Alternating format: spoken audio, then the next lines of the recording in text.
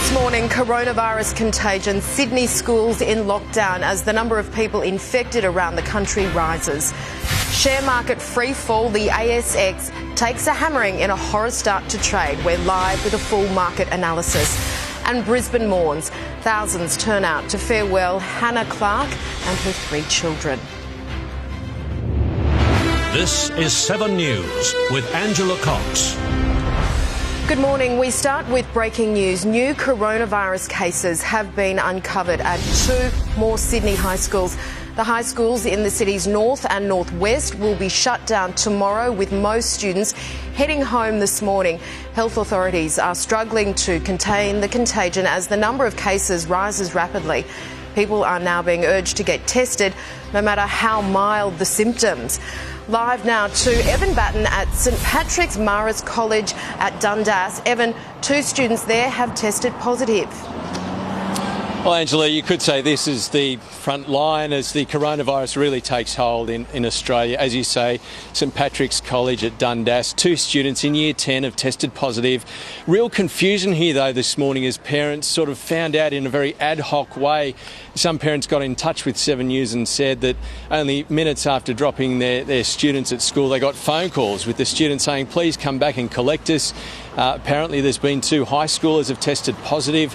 To the school's credit, though, they have spoken to the media this morning, although it really has painted more of a picture of just how little information, accurate information there is and how hard it is to get good information. We asked very basic questions. Were those 2 students recently overseas? How did they contract coronavirus? And also, were the students at school on Friday? And the 2 students, were they at school on Friday? I'm pretty sure they weren't at school on Friday, but I'd have to check that. Can you understand parents being irate that they haven't known better information and still don't have good information? I can understand that parents are concerned, and we've done the very best we could. Angela, we're also hearing that Willoughby Girls High is closed down, is in the process of closing down now, with a mum and her daughter who is in Year 7 at the school testing positive for coronavirus. The word here at Dundas is, though, that St Patrick's is closing today and will be closed again tomorrow. Some good news, though. We heard that last Friday Epping Boys High was closed. They have been able to reopen today. Angela? Okay. Some good news, as you say. Thanks so much, Evan. The share market has nosedived this morning in a horrible start to the new trading week. Let's go now to Network's finance editor, Gemma Acton, in our Sydney newsroom. Good morning, Gem. There have been big losses in the first hour of trading. Well, Andrew, we've had several ugly days on the share market in the past 3 weeks, but the scale of this morning's sell-off is larger than anything we've seen yet. Aussie shares have lost more than 5% already, taking the ASX 200 index back below 6,000 points and to its lowest level in more than 13 months. The dramatic falls were sparked by the decision last Friday from the world's largest oil producers not to cut oil output despite falling demand. This has triggered the biggest drop in oil prices in nearly 3 decades. And unsurprisingly, the companies experiencing the biggest sell-offs on our local market today are in the energy industry, and that includes Santos and Woodside Petroleum. Other big names under pressure include Afterpay and Caltex, both around 10% lower so far. OK, thank you, Gemma. The latest market turmoil is sure to increase the pressure on the federal government to push through a multi-billion-dollar coronavirus stimulus package to try to prevent a recession. Political reporter Taylor Aiken is in Canberra for us this morning. Taylor, when will the plan be finalised? Good morning, Ange. Well, the government hopes to have it finalised by the end of the week, citing the need to get the economy moving and fast. The plan will see support for businesses and industries hit hard by the coronavirus, with wage subsidies and short-term payroll tax breaks expected to be included in the package. Seniors will also get extra help, with deeming rates expected to be cut to help pensioners impacted by tumbling interest rates. Treasurer Josh Frydenberg says the stimulus package needs to be targeted and scalable to have the biggest impact possible. But the stimulus package won't come cheap, with reports today that it could cost up to $10 billion. That means that there will be no budget surplus in a few weeks. And OK, Taylor, thanks so much. Thousands of passengers still stranded on a cruise ship off California will have to wait another night before they finally reach dry land. US correspondent Amelia Brace is in Oakland near San Francisco. Amelia, it's a frustrating delay. Well, just last night, these passengers thought that this ordeal was coming to a close. But this morning, the captain made an announcement via loudspeaker that unfortunately more preparations were needed before these 3,500 people could be brought to shore, and that they'll now aim to dock tomorrow. We are required to follow the government instructions. I know that there's a sense of frustration, deep frustration, and I want folks to know we're doing everything in our power 24/7 to secure their safety, their health. That's obviously a blow for the passengers on board, including 4 Australians who will now spend at least another night under strict quarantine measures in their cabins. 7 News has spoken exclusively to one of the Aussies on board whose main concern is the virus spreading through the vessel. We've been circling out about 20 or 30 miles from the coast, but a couple of times we've come in close to rendezvous with Coast Guard cutters, and we could see the Golden Gate Bridge this morning, and we actually could get cell service on our phones. So yeah, so close. Very frustrating. Today, at least 1 sick passenger has been medically evacuated from the ship. We anticipate that when the Grand Princess does finally dock, those who've tested positive for coronavirus will be taken off first. Everyone else will need to be tested and quarantined, even if they're not showing symptoms. The captain warning the process of getting everyone off this ship could take days. There's been a tragedy in China after a hotel being used as a makeshift coronavirus quarantine centre collapsed. At least 10 people were killed when the 7-storey building crumbled.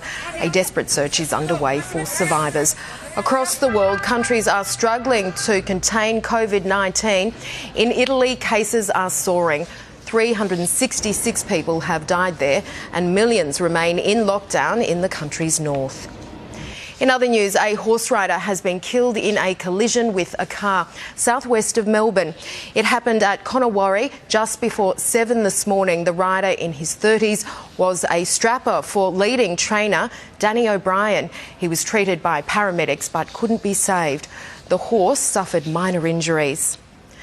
The final part of an inquest into the disappearance of New South Wales toddler William Tyrrell has begun. Robert Avadia is at court in Taree on the state's mid-north coast. Rob, what are we likely to hear from today's proceedings? Well, Ange, good morning. This is expected to be the final stage of the William Tyrrell inquest, set down for 2 weeks here in Taree. Expected to be called this week, and perhaps today, is convicted pedophile Frank Abbott, who lived in a caravan just north of Kendall at the time. Police concluded a search of the property in which he lived just a few weeks ago. The inquest has also heard from a number of high-profile people of interest, the most prominent, of course, being Bill Spedding. The case against him imploded the last time the inquest sat here late last year, when a key witness recanted evidence and reliable alibis were established for the white goods repairman. This morning, New South Wales Police Commissioner Michael Fuller addressed criticism police have fallen away from investigating William's disappearance. And the reality is that there are 400 plus cold cases, and I have to make sure that each one of those is getting the same sort of effort. Neighbour Paul Savage has also previously given evidence denying he covered for his wife, who ran over the little boy in their driveway. Another important witness was Ronald Chapman, who says 100%, in his words, he saw William Tyrrell in his Spider-Man suit being driven in the back of a car a few kilometres from his grandmother's home. That was the day he went missing in September 2014. Since then, only theories, 0 suspects, 0 forensics, 0 answers. Mourners have gathered in Brisbane for the funeral of Hannah Clark and her 3 children after they were killed by her estranged husband last month. Erin Edwards is there for us. Erin, an incredibly sad day. Angela, the quadruple murder has touched the heart of a nation and galvanised the anger of a country. The Prime Minister is here, the Queensland Premier is here, the Police Commissioner is here, but no one is more heartbroken than Hannah Clark and her 3 children's family and friends who are wearing pink in their honour. Mourners have been asked to remember how they lived with joy and wonder, not the way they died, in pain, in public, at the hands of their their father. Hannah only left that broken marriage and that very bad man 6 months ago. It is 6 months her family will cherish forever. This is what her brother Nathaniel had to say earlier. You're so amazing, Han. It's no wonder that your kids were just the same. I'm so grateful that we got the last 6 months with you and the kids. I love that we had you back in our lives and that our kids got to make so many great memories. 2020 was going to be the best year, as you told Stacey. You were looking forward to finally being happy. And Hannah was very close with her children and they'll be together forever in death. There is just one coffin. Indeed. OK, thanks so much, Erin. Harry and Meghan have joined the Queen for church as their official split from the monarchy draws closer. It was the first time Meghan met Her Majesty since the couple's bombshell announcement. Sarah Greenhalgh has more. After 2 months of drama, Meghan and the Queen came face to face for the very first time since before the January 6th Megxit announcement. Harry and Meghan arrived at the church service looking pretty happy, pretty relaxed, with Harry in the driver's seat. The Queen reportedly invited them there to show her support for the couple. It comes as the Duchess of Sussex completes her final solo engagement as a working senior member of the royal family. She went to a secondary school in London where she met with the kids. She then delivered a speech in front of about 700 students at a school assembly ahead of International Women's Day. She spoke about the importance of young men valuing, appreciating and protecting women. Meghan really looked in her element. She was pretty happy. Take a listen. If there is one brave young man in this room who wants to come and say what he thinks the importance of International Women's Day is, I know there's going to be one of you. She really is beautiful with it.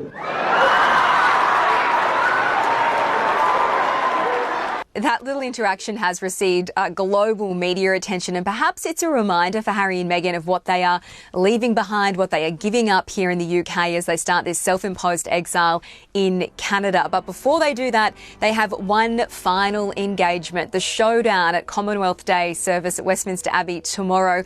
The whole family will be attending, including the Queen, and the world will be watching very closely.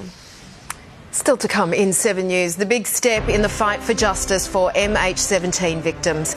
And a man's desperate attempts to get away from police, the dangerous high-speed chase in California. See how it ends. That's next.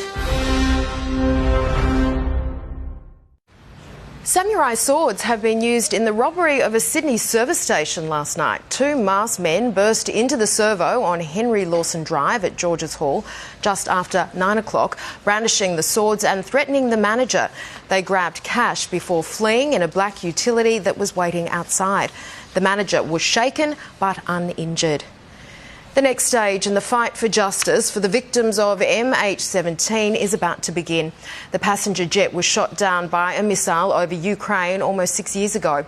4 men have been charged. After an extensive investigation spearheaded by the Australian Federal Police, a trial is set to begin. This is a really significant milestone and welcome step in achieving justice for the 298 innocent people who lost their lives on that tragic day. All 298 people on board were killed when the plane went down, including 38 Australians. A man's been arrested following a dramatic police pursuit in the US. The suspect reached speeds of more than 160 kilometres an hour just outside Los Angeles. After crashing into several vehicles, he eventually fled on foot into a nearby home and was surrounded by police. He was wanted for carjacking. 2 men and their dog have amazingly walked away from this plane crash in Florida. The small aircraft ended up tangled in a tree, narrowly missing the house right beside it. It's not clear what caused the crash. Traffic has been plunged into chaos near Sydney Airport this morning after a car burst into flames shortly before 11. The northbound lanes of Southern Cross Drive were closed as emergency services worked to extinguish the blaze. The car has since been removed and all lanes are now open, but there are delays. Next in 7 News Sport with Jackie Felgate, including a fan favourite, makes his long-awaited return for the Blues. Also, the Aussie women put on a brilliant display in the T20 World Cup final.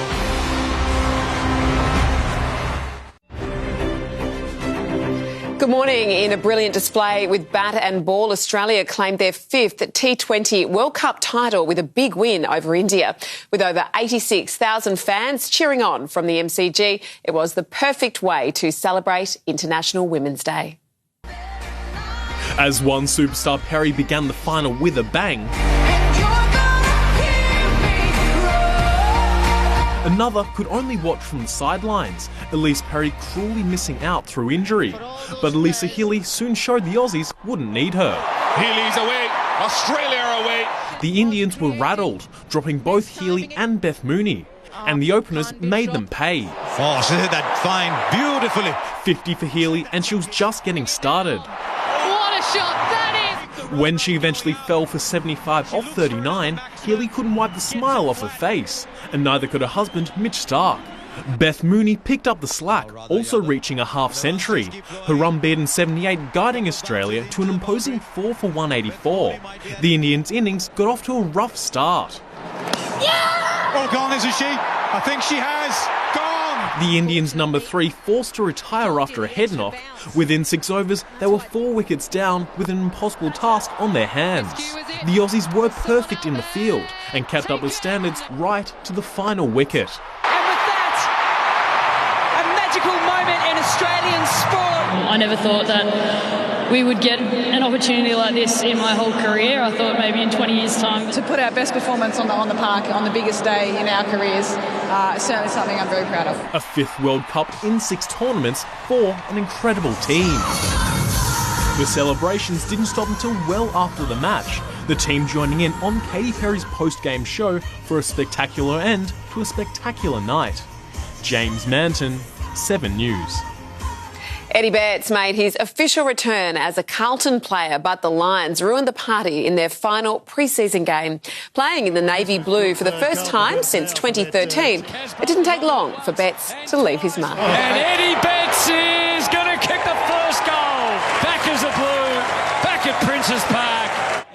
The Blues raced to an early lead, but the full-strength Lions side eventually kicked into gear, finishing strongly to secure a 45-point win.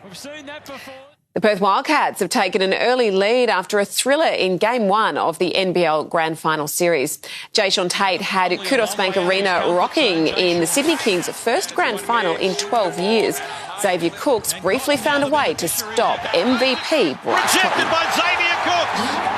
Rim protection. But Cotton rebounded, finishing with 32 points as Perth held on to take the win 88-86. Game 2 is in Perth on Friday.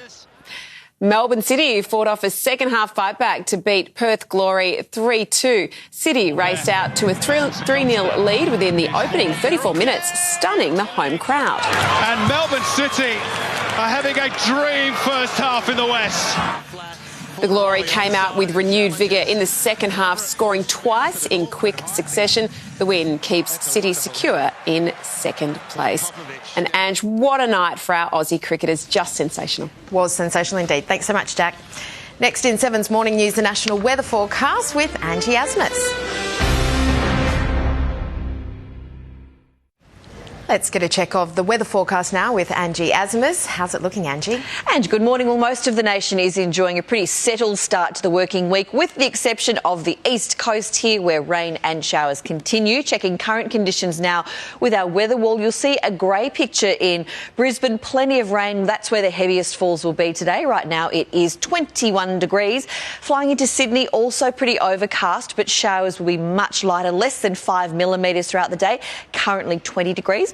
Melbourne, by comparison, is partly cloudy, sitting on 18 degrees at the moment. And a lovely day for Adelaide, fine 22 degrees right now.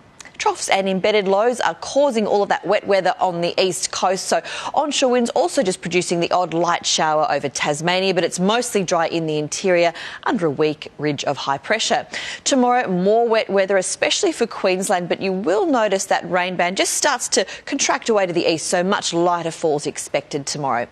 Around the nation for your Tuesday now, Brisbane, rain easing to showers, top of 26 degrees. Sydney, the same light showers, although although most of the day is going to be fine. We're heading for a top of 24 degrees. Canberra and Melbourne both heading for 23, should be fine as well. Hobart will be partly cloudy, aiming for a top of 19 degrees.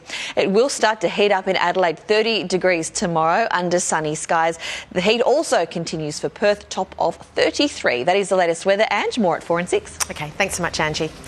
And that is 7 News to Now. We'll keep you up to date throughout the day. Our next bulletin is at 4 p.m. I'm Angela Cox. Thanks so much for your company. Have a great day.